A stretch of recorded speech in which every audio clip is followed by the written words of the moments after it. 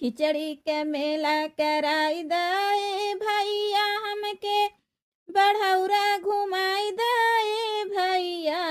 खिचड़ी का मेला कराई दे भैया हमके बढ़ौरा घुमाई दे भैया। हमके शिवाजी के दर्शन कराई दे भैया। हमके भोला जी के दर्शन कराई दे भैया। हमके बालाजी का दर्शन कराई दे भैया।